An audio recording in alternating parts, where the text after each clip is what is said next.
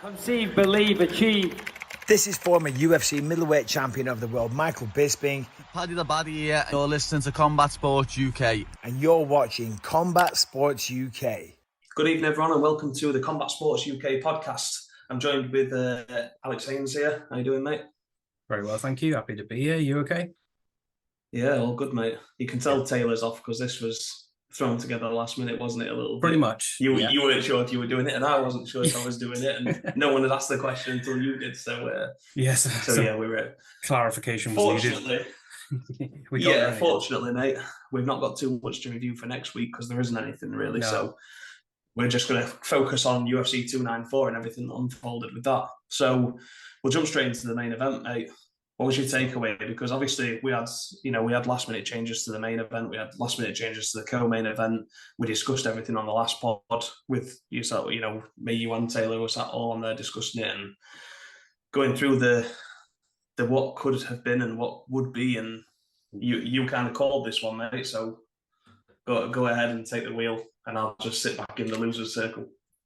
Yeah, well, I'm certainly not the one to be like, I hate to say I told you so. So yeah, I'll just say kind of what I saw, and I'm going to put the short notice thing aside for one moment because I think this looked like the best version of Makhachev. He was utterly ruthless and really looked like he had a point to prove in there. He seemed to instigate more this time around and go first, even though I thought in the first fight he had success waiting for Volk to kind of come to him and he'd counter strike. But I think he did some homework after the first fight and he landed kicks to the legs and body of Volk and eventually went high with that kick and put his man away. But I don't know if you noticed, I'm sure you did.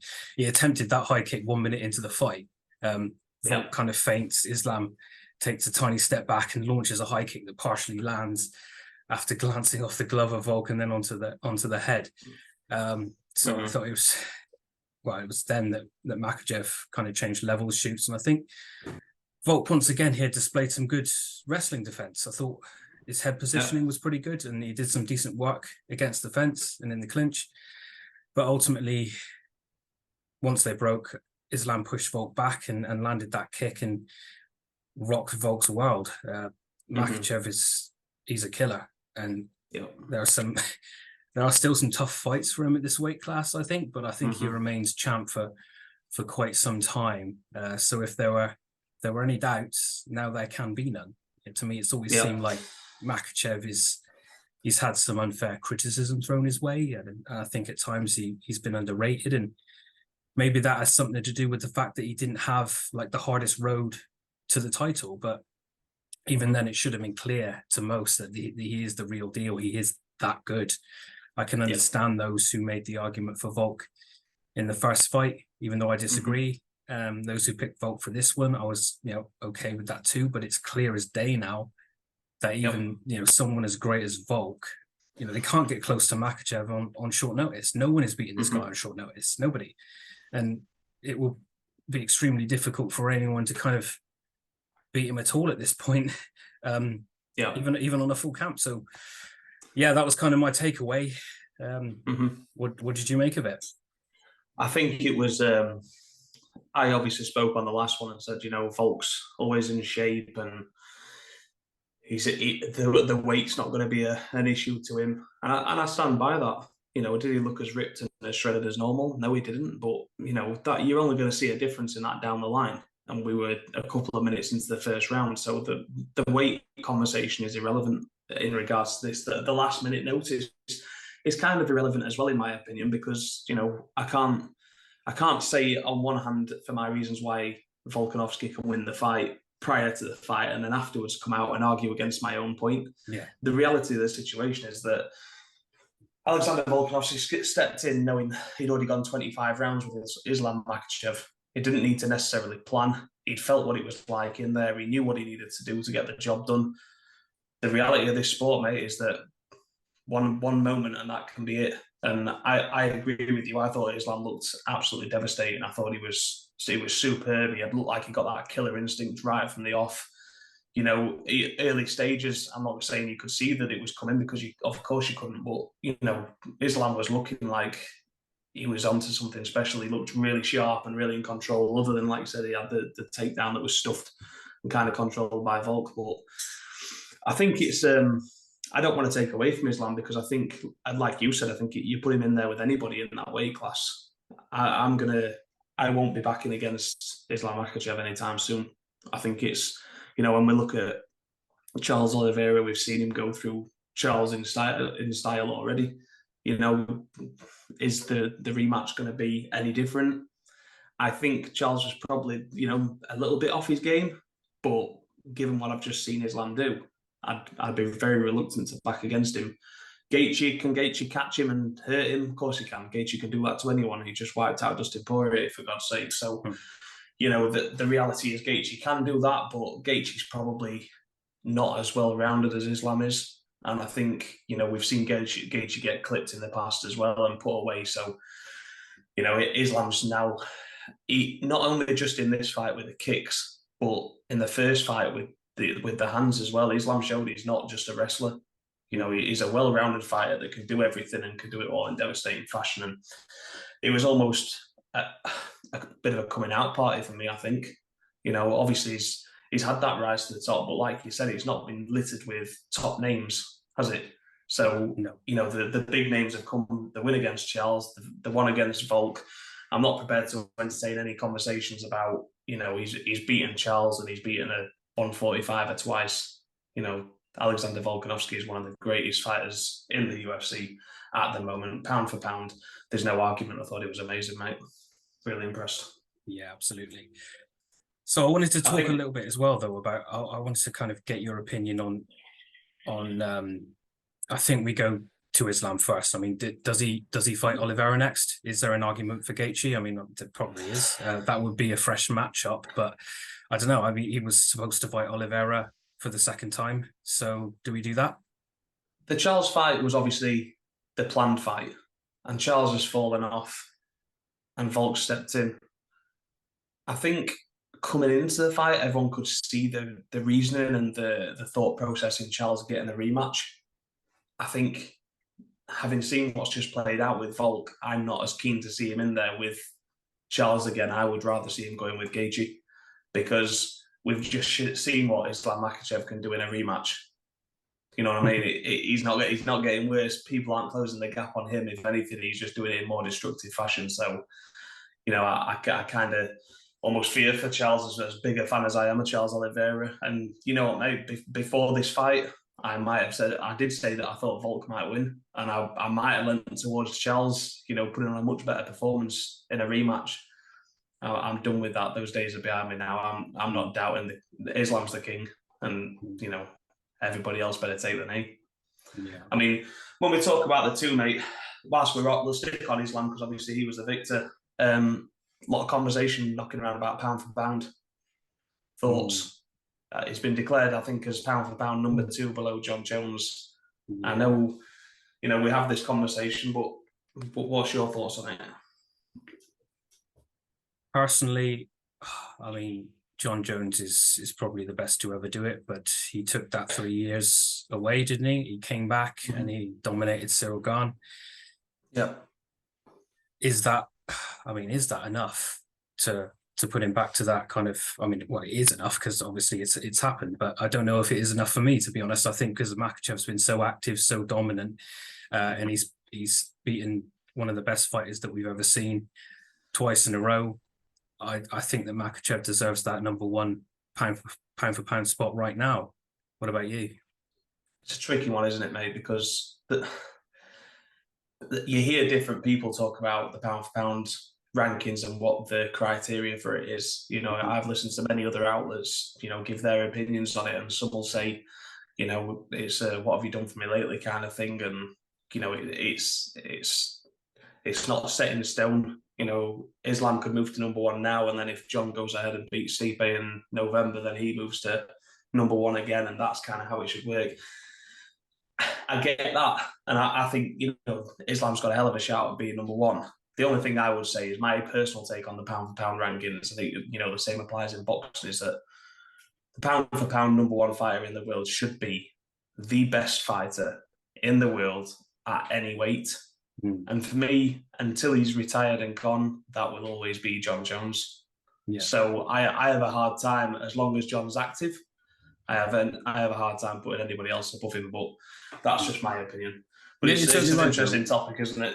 Yeah, I mean, you're right though. You do have to. There are several factors you've got to take into account, and the criteria and everything. But the way you put it there, the best fighter right now, I think it's Makachev.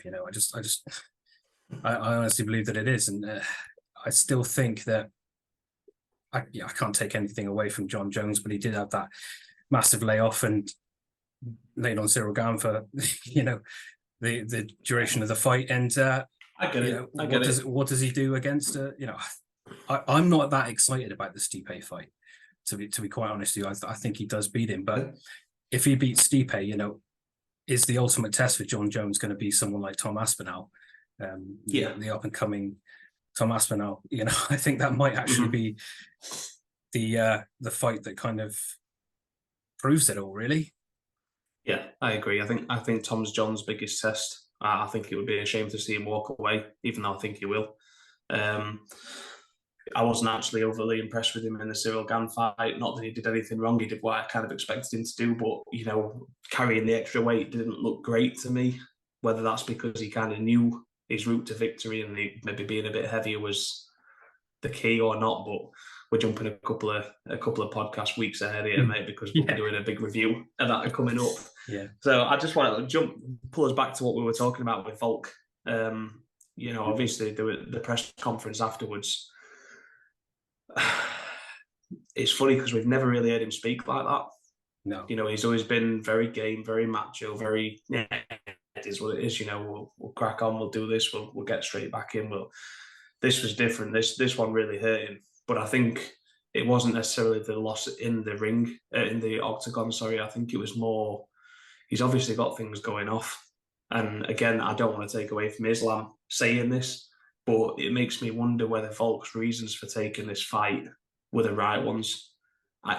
Everybody's thought process coming into it was that Volk's been chomping at the bit. He wants the Islam fight back, and he wants to get that one back. He wants double champ status. I'm sure that's all absolutely right.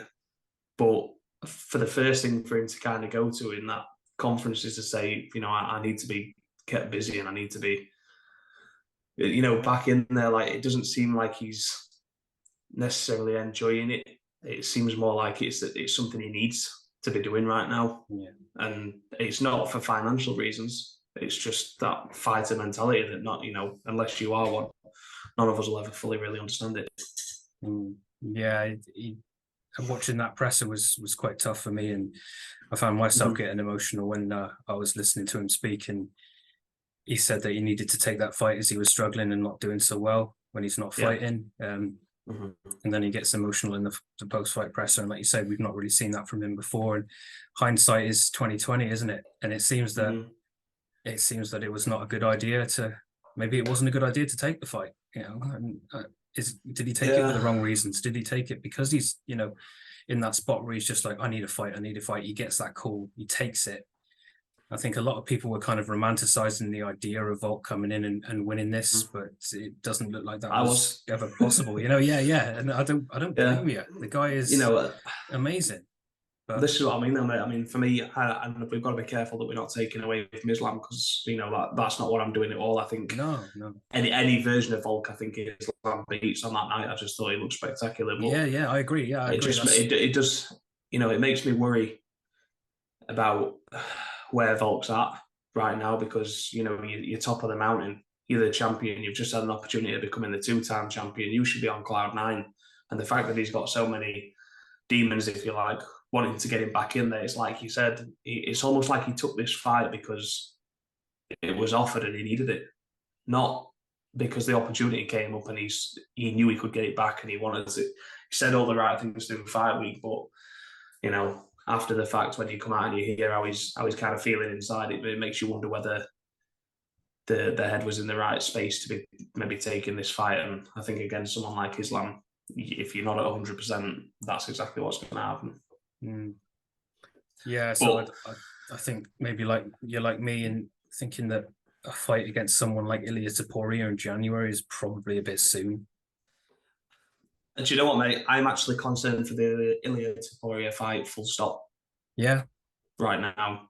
And Go ahead. before this matchup and before any of it, I would have favoured Volk to just get the job done like he has against so many others. So many other killers in the division there. But Ilia Topuria is no joke, mate. And if Volk's not in the right headspace and he has a quick, whether he does or doesn't have a quick turnaround, the fact that he's fighting, I mean, you've just tried to become double champ for the second time and failed. And now you've got to go down and fight somebody, which, okay, there's some hype around, but he's not, it's not a massive name. It's not like when you talk about the lightweights and you talk about Gaethje and Oliveira and Poirier and, those sort of standout names. Topuria is an up-and-comer, and anyone who's watched him knows that he's the real deal. But how do you motivate yourself for that fight? And is it just the case of he's taking the fight so he can fight? Yeah. Not to sort of defend the crown. That should be the priority, and I'm not sure with Volk right now that it is. I think just being in there is the priority, and the rest of it comes after. But talking about headspace of fighters, mate, but that takes us nicely into the co-main event. We had Kamaru Usman stepping in late notice to take on Khamzat Chimaev. Plenty of discussions around this one, mate. We'll start with, how did you score the fight? So, in the moment, I scored it as a draw. I saw it 10-8 in the first round to Chimaev, and then I scored it for 10-9 for Usman in the second and the third. So I did in real time score it as a draw. I did actually really like this fight. I found it really interesting. Chimaev, I mean, he's such a good wrestler, and it was strange at times not seeing Usman kind of dominating that area as he's done so much in the past. I liked how he kind of threatened the takedown a couple of times, though. I'm not sure if that was to give Chimaev something to think about, or he just didn't want to go down that road. But to me, I thought that, I scored the first round 10-8 Chimaev. I don't think that Usman was in too much trouble. Maybe he might have been if he didn't go for that slam, when he kind of slammed Chimaev to the mat, and it looked like if they went backwards, that could have been it. But Chimaev had the dominance, the duration. It's 10-8 is cool with me. Only thing to mention there is if you had it 10-9, I think that's probably okay too, because you could make the argument that there wasn't enough damage there from Chimaev, and neither were the sub attempts. He tried some submissions, but they never really looked that close, to be honest. I didn't think. No. I think you're right, mate. I think a lot of people get tied up on damage with it being kind of the number one criteria, but the other two are equally as relevant in situations like this, where you've got the dominance throughout for potentially 4.5 minutes of the first round. It's for me. I scored it exactly the same. I went 10-8 Chimaev, and then I went 10-9, 10-9 Usman. So for me, it was a draw. Found it a little weird because I didn't think it was difficult to score that one. I mean, that especially giving the third round to Chimaev, I mean, Usman kind of dominated for the first 3.5 minutes or so, and then there was the takedown where they ended up down on the floor there, and then Khamzat didn't really do an awful lot with it. So I'm not really counting too much into that. I scored the fight the same way as you. I think the interesting thing with this one, mate, is that my understanding from what's been said afterwards is that Usman was offered 3 or 5 rounds, and he chose 3. Yeah, I heard. Now, heard that for me, talking about headspace, says exactly where Kamaru Usman's at, because I think we had a very similar situation here where we had a dominant champion, just like Volkanovski, despite the first fight with Islam, a dominant champion's beaten everybody, has been on an absolute tear, and then gets, well, even worse than Volk, if you like it, the first time round, losing that points decision to Islam. He got wiped out by Leon Edwards in equally as devastating fashion, despite winning, being on course to win that fight, the first one. And then the second fight, he comes back in, and I just don't think he's the same fighter. I think he's not lost a step really with age or anything like that, or miles on the clock necessarily. It's in the head. I think he was second guessing himself, and he was doubting himself. And you saw as the fight went on, he kind of started coming into it a little bit more. And he was, I thought Leon won the fight. I was quite happy with the decision there. I thought it was very clear that Leon had won that. But coming into this one, when you've seen Khamzat go up against Gilbert Burns and you've seen him blowing out of his arse, in the second round, never mind the third round. The 5 rounds, you know, Usman could have done 5 rounds even without a training camp at a higher level, I would have thought, than Khamzat could. And I think it's all right saying it after the fact, but you know, it's definitely an interesting talking point, because for me, I can make more of an argument for Usman winning that fight than I can Chimaev. Yeah, me too. I think Chimaev's activity went down so much in the second round, didn't it? And I also heard, you probably did as well, that apparently Chimaev hurt his hand in round 1. I'm not sure how serious that is at this point, or was he just tiring? Overall, I saw a video, mate, where when they was leaving the arena, somebody had videoed him where he was saying that he thought he broke his hand. That, no indication as to when it was. I think afterwards he may have said that it was in the first round. I'm not buying into that, mate. I'll be completely honest with you. I saw him blowing out his arse against Gilbert Burns, and I saw it again this Saturday. You know, he was absolutely relentless against Kamaru in that first round, and would have finished probably anybody else in the division in that same position. I think it was only Usman's knowledge and understanding and that ability to just keep calm and not panic in those situations. They just never offered anything. And they always say, don't they, it's probably more detrimental if you put that much pressure onto somebody and you don't get them out of there, because your legs, the power that it takes in the legs to keep that control, it just drains you.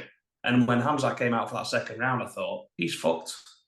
He's absolutely blowing out of his arse. And I think if Usman had maybe a little bit more confidence to realise that, and you know, not hesitated and second guessed himself, he could have really put his foot down then and caused some serious trouble. And if it had been a 5-round fight, just like the Gilbert one, mate, it's the second time I'm saying this now. If that fight goes 5 rounds, I think Khamzat doesn't see the final bell. Yeah, no, I agree with you actually. And yeah, the second it was close, and I think you're right. Usman could have taken that opportunity to kind of put his foot on the gas a bit more, but I thought Usman still did the better work in that one with a few. There was a few nice 1-2s. Chimaev got Usman to the mat with like 40 seconds to go, but Usman pretty much held him in place for the majority of that time. But I think that what got him going was Trevor Whitman. Like if you remember, Trevor Whitman after the second round, his advice to Usman was perfect. I actually wrote it down. He says, if you put him on his fucking heels, you've got him. He falls back every time when you hit him with the combination. Stay on his shadow, trust me. And I love that. I love it when this happens. And I love that connection between a fighter and a coach. And Whitman saw this in the second round a couple of times. And Usman listens and does what he says. And it worked. You know, he got busy. He got in Chimaev's face. He beat him up a little bit, up until the point where Chimaev found that takedown in the you know, with about half the round to go. But you know, he had control for the rest of the round in half guard, but again, he wasn't doing all that much. Didn't do anything.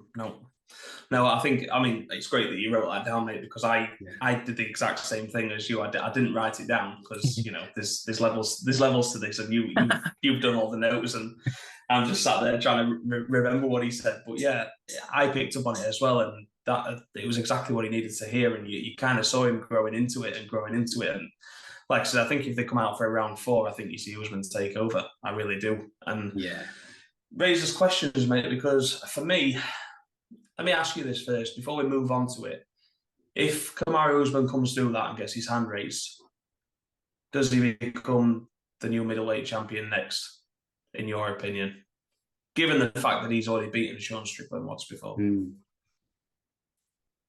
Oh, it's so difficult to call. I mean, before the Adesanya fight, Strickland Adesanya fight, you're like, well, yeah, but Strickland has just beaten Adesanya, and you know this guy can go 5 rounds, and you know he can go a hard 5 rounds. I think I would still favour Usman over 5.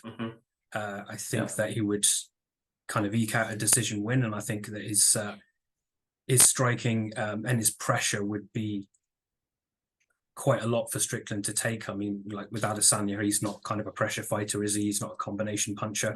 But I think with Usman, with his pressure, with his combinations, with his crisp striking, I think that he probably does get it done against Strickland. So yeah, I mean, we're not going to see it now, but I think that he probably does, you know. Yeah, I mean, don't count your chickens. I think we might still see it, and we'll kind of move on to that. So, Hamzat obviously picked up the win and is now ranked 9th in the middleweight division. So, is he next? Off the back of that performance and being ranked 9th, he has. Is he next? Am I right in thinking that the winner was promised the title shot? I believe so. Yeah, that was definitely the talk coming into it. Well, my first thought was like poor Dricus du Plessis, because he just had that stunning win against Robert Whittaker, which barely anyone saw coming. But I think, like, in my personal opinion, I think I'd like to see Chimaev in a 5-rounder against another top contender, because I want to see how that gas tank holds up and whether he can beat someone like Cannonier. I know Whittaker, again, like I just mentioned, is coming off that loss, but imagine that fight, like Chimaev against Whittaker. Like, I think I'd kind of like to see that. And that, yeah, go on, sorry. There was rumblings of that fight, wasn't there?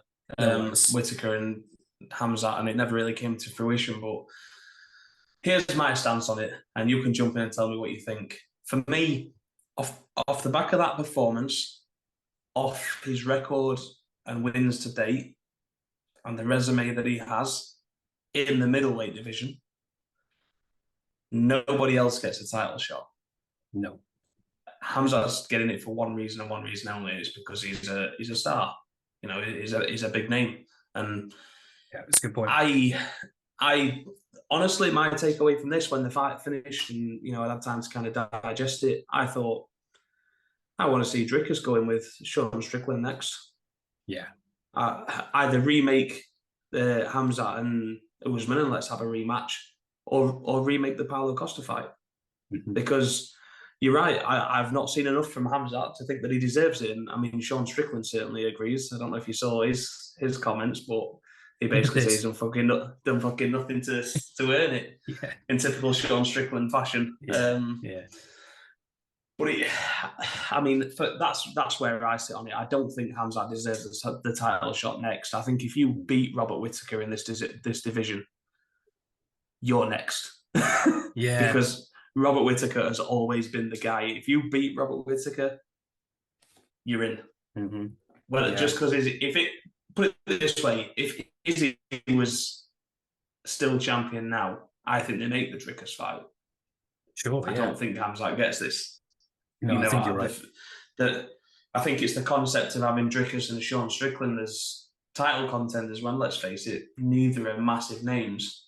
Whereas Hamzat going up against Sean Strickland, I mean, you can sell the shit out of that all day just for the press conferences alone. The build-up would be insane, and I've seen Hamzat come out and say, how quickly I can finish you. What's your thoughts, early, not predictions, but early thoughts on Sean Strickland, the middleweight champion of the world? Still feels weird to say, against Hamzat Chimaev. The fight itself, what's your thoughts? I really think that Strickland could be a right pain in the ass for Chimaev.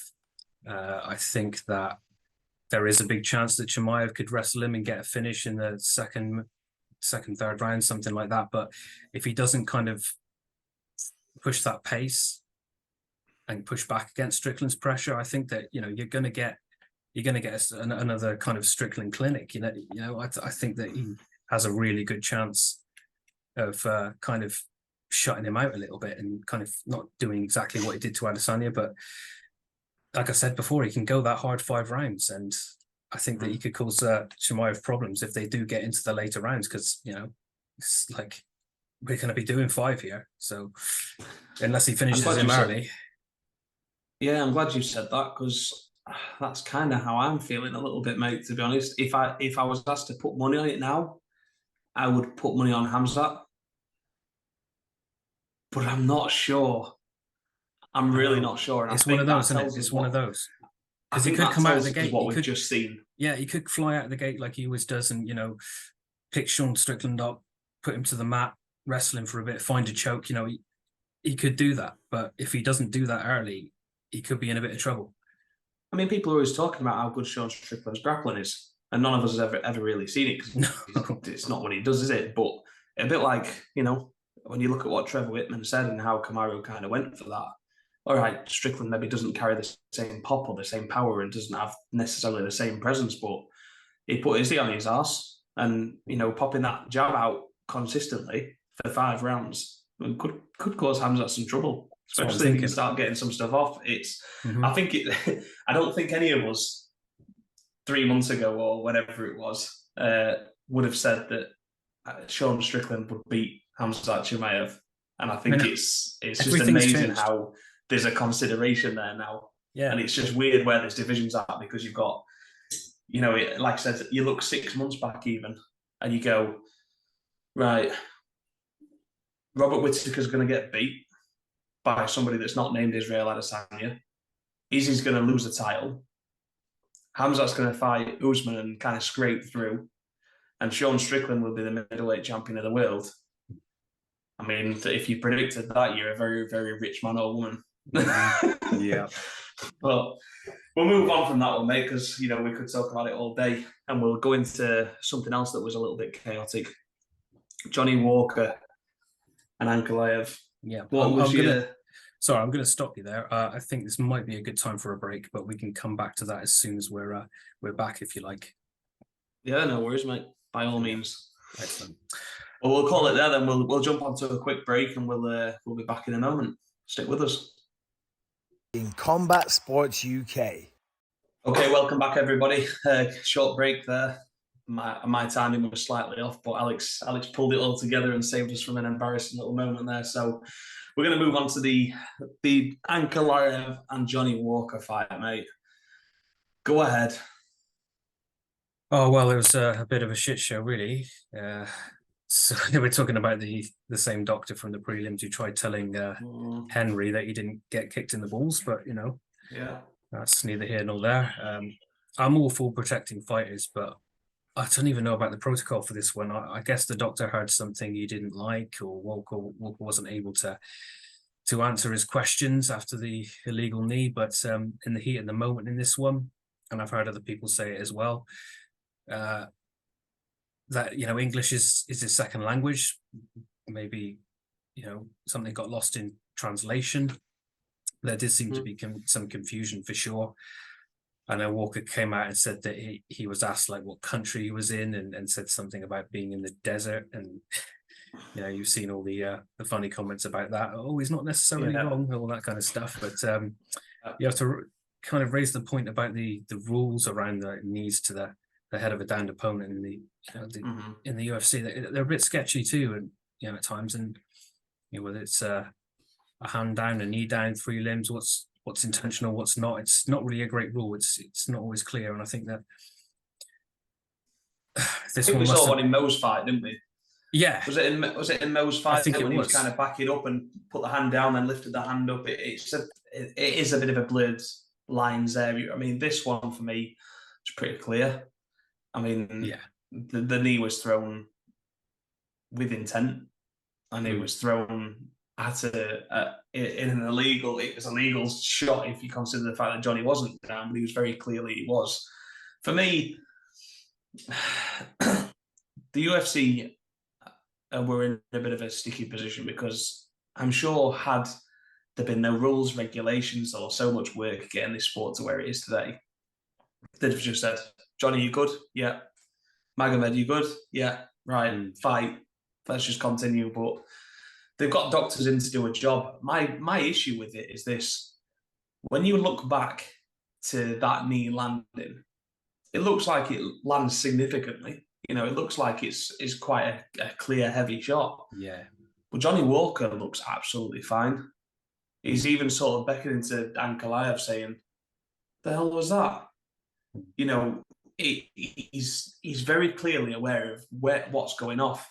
Now, when that referee comes in and he asks him a question, and the answer is, I mean, I've seen Johnny Walker's comments since where he's basically said, the referee said, what country are you in? Where are you? And he thought the answer was Abu Dhabi, but he wasn't sure. So he just laughed and said, the desert. Yeah.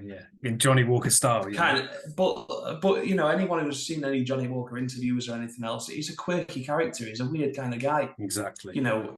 My issue with it is this. If there's an illegal strike you get 5 minutes. Mm-hmm. So why are we calling this fight off so early? Why are we asking him one question? Again, I think it comes back to about the fact that the doctor just he didn't like his response, did he? And then you think, well, no. Again, should he have did something get lost in translation there, and did he hear something that he didn't like? But yeah, I do think that he should have had the time, and I mean, like I do agree with you. Johnny Walker did seem to be fine. I mean, there was a moment there where he seemed confused, but maybe that was confusion over the doctor's questions. Just a language. You know what I mean? Yeah. Yeah. I think it's just a language barrier issue. I think, like I said, for me, you give it the full 5 minutes, and at the end of those 5 minutes, if you're still not getting a response from Johnny Walker that you're happy with, fine, call it off. You're the medical professional. No one's going to argue. If you've, asked him a number of questions and you've not been happy that he's in a good state or he seems confused, but get somebody who speaks his native language that can ask the question and say, Johnny, you feeling all right? Yes. Where are you? I think I'm in Abu Dhabi, but I'm not too sure on the actual region, so I'll say the desert. It would become very clear that he's not confused, he's just having a bit of a laugh, or he doesn't really know the answer. It's just it leads me on to this. What's next? Because for me, there's a part of me says run it back, but that's only in a regards to well, you made the fight in the first place, so we never even got to really see it. But also, there's a part of me who's like, is Magomed Ankalaev the most disappointing fighter to sort of be in the UFC? And I don't necessarily mean skill set wise. I just mean if you look at what's happened in his run to date, it's been a bit of a shit show, mate. And I see his name on a card, and I'm just not bothered. I've completely lost interest, and some of it's not his fault. It's just some of it isn't, but some of it. I mean, I really think he should have gone for the win against Jan Blachowicz. I think it was there for the taking, and he didn't take it. Mm-hmm. Yeah, it's just I feel like with Johnny Walker, I get that they're in a position in the rankings, but I think there's much more exciting fights that you can make, even if you kind of switch people around a little bit. Maybe give Johnny Walker a Jan Blachowicz and give Ankalaev, I don't know, somebody else that's in that kind of hemisphere of fights. But I think that it's funny with this one because it's an illegal knee to the head, but does that warrant a medical suspension then if the referee's deemed that he's maybe concussed? That's an interesting question. Can he have the quick turnaround because it's been declared a no contest? It's not a knockout, but really, what the referee's saying is he's not compos mentis. He don't know what's happening. He don't know where he is. Yeah. Well, if that is the case, then you treat it exactly the same as somebody who's been knocked out. So a quick turnaround. I'd rather they just got Ankalaev another fight. As silly as it sounds, I don't know if he's got one booked or anything, but someone like an Anthony Smith, run that one back where they had the leg injury and whatever. That was another one that, I don't know whether that's the right fight. I've not got the rankings up in front of me to kind of pick one, but I'm just not, to be honest, I'm not really arsed. No,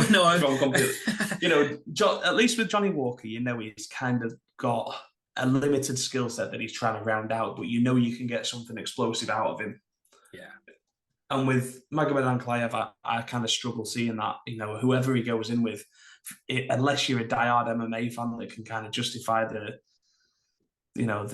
nooks and crannies of how one fighter can win or why one other fighter can win, he's not an interesting fighter to have any kind of association or interest in it. I'm not a fan. No, I said, some of it's his fault and some of it's not. Yeah, I think that you get a lot of similar fights with Ankalaev, don't you? And I think we will going forward. It's not that he's a bad fighter. It's just not working for him. And I mean, it's the UFC don't seem to like it either. No. So yeah, I think that when you actually brought up Johnny Walker fighting Blachowicz, I was like, oh, that does actually kind of interest me there. And running this back, I mean, I wouldn't be too upset about it, and I'd understand it if they do. But it's not. But even before, just not bothered. Yeah, even before this, I wasn't that bothered. Well, we said in the preview, didn't we, that this was likely going to be one of those where you go and get a cup of tea. You have a break from the action and go and watch something different. Yeah. And if you did do that, he probably came back and thought, "What the hell's happened?" Yeah, yeah. Johnny Walker's trying to push the referee out of the way and get back into the fight. Yeah. It's just a tricky one, mate, isn't it? Because I just don't really care what they do with Ankalaev next. And, you know, when we talk about some things being his fault and some things not being his fault, I think it's important that we remember that this was his fault. Maybe a shade of bad luck, but he threw the knee.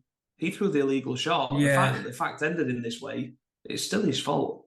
So do you think it goes down as a no contest then? Because I mean, he well, obviously to, he means to throw. Yeah, I mean, but do you think that this it's because he means to throw the knee, but he probably didn't intentionally foul? So I mean, like, we're not talking like a Jan versus Sterling kind of situation where Jan, like, it seemed to me like he intentionally wanted to hurt Sterling and kind of knew that he was down. And I don't think it's the same kind of situation. For me, there's a couple on this card where they call the no contests. I don't think there should be no contest, mate. I think if the fight ends prematurely because of something like this, then you run it back. But if you've caused the illegal foul, causing the end of the fight, you lose. That's how I feel about it. And for that reason, I believe that Johnny Walker should be the victor in this fight, whether it's intended or not. I think the reality is, who can say whether it was or wasn't intended? That's exactly what I was saying earlier. Yeah, there's only Ankalaev knows that. Yeah. The reality of the situation is he threw an illegal shot, whether he intended to or not. That caused the end of the fight. It robbed fans of, you know, a fight that maybe some of them wanted to see. So I just have a hard time with it, mate. But we're going to move on from that one because it's a difficult one to even bother talking about. And yeah, you got the chance to say "I told you so" for the main event, and there's another one here where you've got a good chance to say that, mate. So, Ikram Aliskerov. I mean, for you, highlight of the night, maybe standout performance, maybe Islam aside. I mean, yeah, Islam aside, but it's one of those, isn't it? Where I did predict. I think exactly that's only because of who Islam did it to. Yeah, exactly. Yeah, and you know, there was a reason why I said Aliskerov would run through Wally Alves, and I didn't think he would be prepared for Aliskerov, and you know, a guy like that on short notice. He's quite clearly a killer, and like I said, the UFC are quite high on this guy as well, kind of matching him with ranked guys straight off the bat. It's funny, mate, just to interrupt you there, because you were just saying then, he actually, from what I can see here on the UFC website, he started the fight as the underdog. Did he? I didn't see the odds. It's plus 100, really? And Wally Alves was minus 120. Wow, okay. That's really interesting. It is, yeah. It's very interesting. But I mean, you can ask most people who watch MMA and they'll tell you, like, I mean, Wally Alves has had some fairly good fights and results down the line, but he's just way too inconsistent for me. And like coming up a weight class and kind of fighting a guy like this, I never saw it. I never saw it going another way, to be honest. No. But yeah, I thought he looked phenomenal, mate. You know, it was one of those which, when it came on, I thought, here we go then, see if Alex has called this one right. And he was just so explosive and so dominant. He just looked phenomenal and just put the entire division on notice. It'll be interesting to see who puts their hand up next anyway, because there's going to be a few wanting to duck and go in different directions after that performance. Oh yeah, there'll be people not wanting to fight this guy. He needs to be fighting he needs to be fighting ranked guys, and don't just have somebody unranked, you know, coming up a weight class to fight this guy on short notice, because he will be like a buzz. Do exactly what he did. Yeah. Moving on to the next fight, mate. Said Nurmagomedov. Yeah, well, I don't know. Nice finish. Yeah, it was a nice finish. I don't know if much needs to be said about this one, really, because I think, you know, Gafura just kind of runs into a guillotine and and gets finished. Clumsily fell into it, didn't he? Yeah, and he gets finished, and you know, against a guy that's known for having great guillotines. So you'd think he'd be a bit careful there, but I think he saw he saw a little opportunity there and started swinging big and kind of just fell into it, really, didn't he? So not great fight IQ there.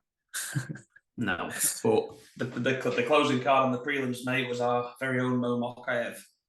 There's plenty to talk about in this one, so give me your thoughts. on most performances as a whole. And how did you have it scored at the time of the finish?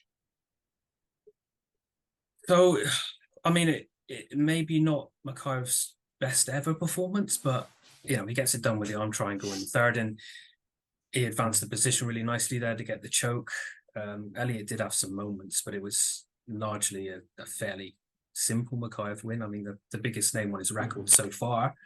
And he calls out Kai Kara France, which we talked about last time and said that we'd like to see that. So hopefully that kind of materializes soon. But I don't know. I mean, it was fairly close up until that point, I thought. But you could. It's one of those where you could make arguments both sides for a couple of the rounds. But I did think Makayev was ahead ultimately. Well, I thought I had it at 1-1. I thought Elliott took the first. I think it was probably the first. That was his better. The first, and I thought Mo took the second. I think Mo's problem, and something that he's got to work on, is he's got to learn to trust the hands a little bit more, because and not just that, but when he is dominating and he is in those good positions on the ground, there's two sides to this. Number one, he's shown us a number of times now that he can get out of submission attempts in ways that a lot of others cannot. That he's just world class when it comes to that, but he falls quite helplessly sometimes into those positions that he puts himself in the danger. His entrance sometimes when he shoots, he just falls straight into a guillotine attempt. He's got to sharpen that up. But also, I think when he does have top control and he's got that dominant position, if you like, he's got to start letting the hands go a little bit, mate, or he's got to start chasing those submissions a little bit quicker. Just because you can make an argument, especially in round 2. I think you can make an argument for Tim Elliott winning the round, but I think it's. I might have my rounds mixed up here, but there was one of the rounds in particular where he was kind of doing more damage off his back than what Mo was doing from the top position, and that has got to change. He can't allow that. If there's no point in being in a position where he's on top if he's not doing anything with it, because it's similar to Hamzat in those final couple of minutes of that third round against Usman. He's just laid on top, but he's not really doing much. That doesn't win you a fight. Yeah. And if he doesn't, I thought he looked great getting the finish, and there were moments where he looked spectacular, and he's an absolute talent, but we've got to remember he's only 23 and he's got a long, long path ahead of him yet. I think if I was going to call it nice and early, I think he falls short before he reaches the title. I think he has a hard time with maybe someone like Kara France or somebody like that, but I think it'll be a bump on the road en route to becoming a world champion. I do think he'll get there eventually. I'm not sure he's ready yet. I understand the rush, and I'm happy for him to crack on. I just don't think he's ready. Yeah, I'm inclined to agree with that. And yeah, I think he would kind of struggle with someone like Kara France. And as you say, it's probably a good description of it being a bump in the road.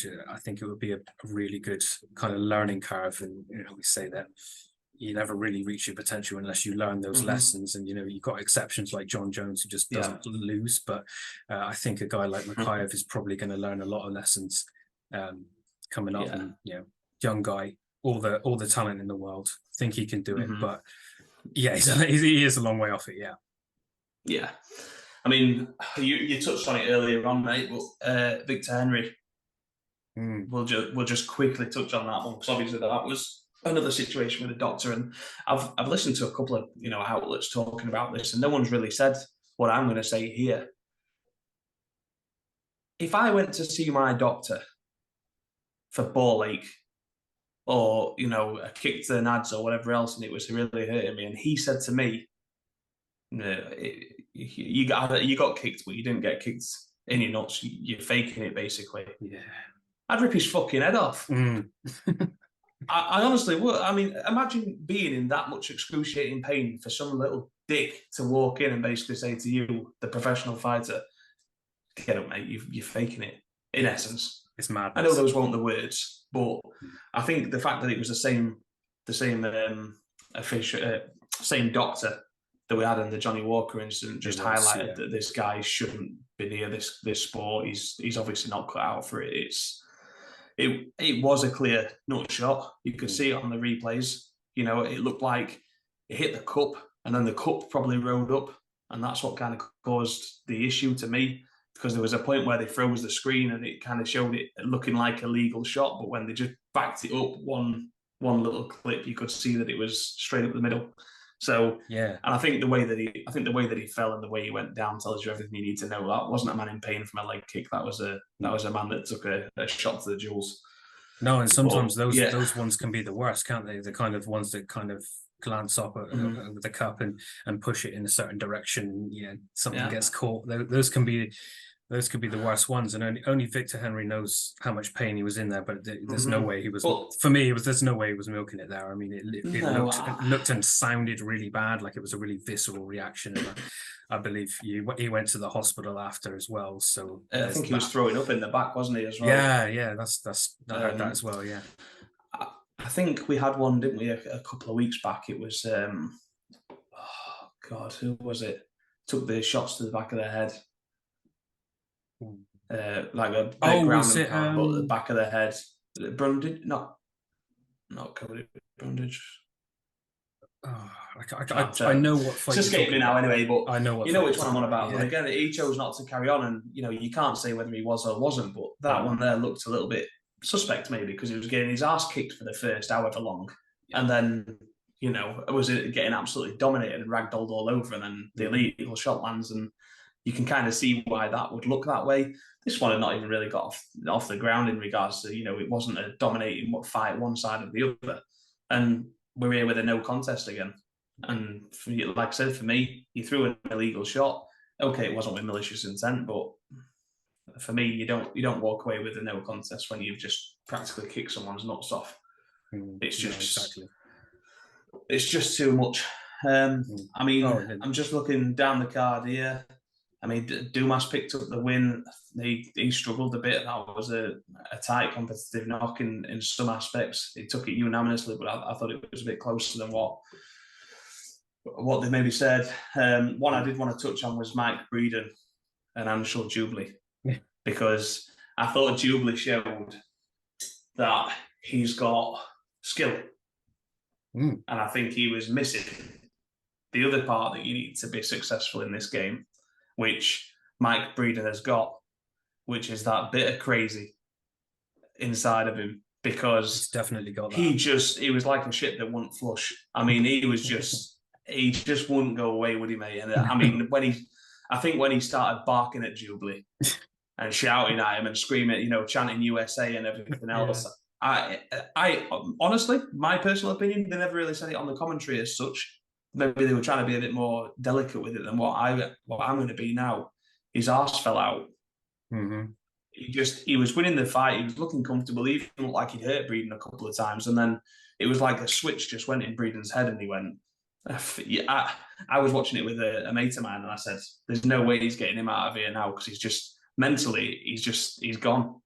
He's flicked a switch, and you could hit him with anything. You could hit him with a train, and he won't go away right now, because he's just that in it, and that just, it's that crazy place that some people are able to go to, and it was thoroughly entertaining, mate. And to see him close it out and finish it in the way he did, I thought that just deserved a little bit of a shout, because he just showed that he's an absolute madman, and it'd be interesting to see him. It's one that you want to watch next time out, anyway. Yeah, definitely. He was 2 rounds down when and like the literal dog came out of him as he began to bark at. Yeah, definitely. Jubilee. But it was quite a sight seeing Jubilee fade like that, though. I mean, I don't think I've seen that happen in that way before. He just seemed to. I don't think it was. Yeah, he froze, mate. It wasn't stamina. It wasn't fitness or anything like that. He just froze. He's the mentality side of it. He just went, I can't fucking get him away from me. He's gone. He just looked terrified of him. He didn't look hurt. He looked scared. He did. As soon as he started looking tentative and kind of backing off and walking away, it just allowed Breeden to kind of take that step and start throwing those big shots. And it was a nice finish in the end. I mean, there's two fights, mate, for us to talk about before we close out. I think I'm going to touch on one, which was the card opener, dead quick. Shara Bullet. The full name, Shara Magomedov, the one-eyed monster. I mean, he looks like a crazy son of a bitch. He does, doesn't he? I mean, you see him there. He's got the massive ginger beard. He's got the eye. I thought he looked great, mate. I thought he was. I really liked him. I thought he's definitely got some things to work on. I thought the takedowns were far too easy for Bruno Silva. Whenever he hit them, that was what he needed to work on. But from a kicking point, I mean, I've not loaded my phone up. I actually put some notes in against this fight, because one thing I noticed was when Bruno Silva was backing him up throwing hands, Sharo was still throwing kicks and with his hands down, and that's a dangerous game as you come up through the rankings, because someone will wipe you clean out. But I think he's got bags of potential, mate. I really do. I'd be interested to see how he goes moving forward. And he looked quite good when he was on his back as well, though. I think he was quite active off his back, and he did get taken. Well, he was very damaging off his back. Yeah, some nasty elbows to the top of the head, and if anything, he did more significant damage on the deck there than Bruno Silva did in those positions. So, but the last fight that I kind of want to touch on, mate, is a real disappointing one, which was the Nathaniel Wood fight against Naimov. Yeah. I mean, we talked about the size differences, didn't we, last week? It's never really been clear till now, but a bigger guy coming down to this weight, there was a clear size disadvantage, not necessarily just in height, but I mean, Naimov was like this, and Nathaniel Wood, for me, looked the far more talented fighter. He got clipped and he got dropped again, which I think you're seeing it's happening because he's up at a weight where he's in with some heavier hitters than what he's necessarily used to, and he's in a tricky spot, Nathaniel, because I think he is undersized. I think I'm kind of criticising what I said last week, because I said he's looked phenomenal, he's done this, he's done whatever, and I think a big takeaway from this fight as well is the amount of fouls. I mean, he took a couple of knees to the nads. 2 or 3 of those. I think the first one was a double hit, wasn't it? A knee to the testicles, and then a second one just to follow up and make sure. And I think there was some grabs, there was some glove grabbing, fence grabs in there as well. There was a little bit of everything. It was a dirty fight from Naimov, and it's just disappointing because he comes away with a loss, Nathaniel. But I think if he has another round, he gets Naimov out of there, because I think he was, as we were closing out, he was looking great. It looked like he'd switched on, and it just seems like a really unlucky fighter, Nathaniel Wood. It just doesn't seem like anything ever seems to go right for him. Despite he's got all the talent in the world, he just can't seem to put a bit of a run together. Or there's that, and the fact that what's your thoughts on it? Well, just the kind of following up with how unlucky he is. The cancelled fights and the injuries and stuff like that, and he does tend to get a lot of bad luck. But the fence grabs, the glove grabs, the low blows, had it all, didn't it? But I think, kind of that aside, it was a pretty close fight. A lot of grappling in this one, and some nice takedowns. Yeah. There were some nice trips from Wood. I like that kind of stood out from me, like the way he was tripping Naimov, and both landing some heavy shots. But it's really unfortunate for Wood, and it looks like he'll be waiting a bit longer for that ranked opponent now. But I think he's a bantamweight by trade, by the looks of it, and I just think that size did play a big part in this one. I think his problem is that, as far as ranked opponents, I'd almost like to see him take maybe a fight where someone drops out late notice and jump in, because I think he can beat them. I really do. I think he's got all the talent in the world. The trips were phenomenal. Once he got the hands and the feet going, he looked great. I mean, he was like a monkey on Naimov's back at one point as well, and was just seeking to get on top and get that control. But I had him losing the fight. I had him 2 rounds down. I obviously gave Nathaniel the third, but I had him 2 rounds down, and I don't think it was a slow start. I think there was just the size difference played a big factor, and it kind of took him too late to get going. Whether that's anything to do with being in Abu Dhabi or whatever, but you accept the fact that you've got to just understand that that's what's happening. It's difficult, because I'm a massive Nathaniel Wood fan. Me too. I really want to see him do well in that. I think I think he's got all the talent in the world to get into those rankings and have some absolute barn burner fights. You know, we look at Charles Jourdain being the main standout for me, who we've just seen recently, and he looked great. And, you know, Nathaniel won that fight. It's just, yeah, I've not got a lot more to say on it, mate. As far as the breakdown goes, it's difficult seeing him get clipped and dropped. I mean, he's got a great chin because he always bounces back up and he finds a way to get back into the fights. And he obviously carries the power at the weight to put Naimov down as well. Yeah, he exactly. just can't seem to string it together. And it's no, and he seemed to be coming on a bit, but it was a bit too late, wasn't it? And yeah, I think you could be right. He could have gone on to kind of had a big finish, but yeah, it wasn't to be. No.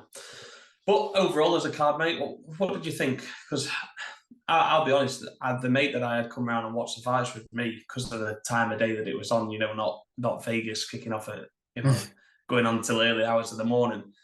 It was one of those where I asked a mate of mine to come around who wasn't an MMA fan, has never actually watched MMA at all. You know, Really? watches boxing in the pub and stuff like that and enjoys it, but isn't a big boxing fan either, but just came around, a couple of beers, ordered a pizza, watched the fights.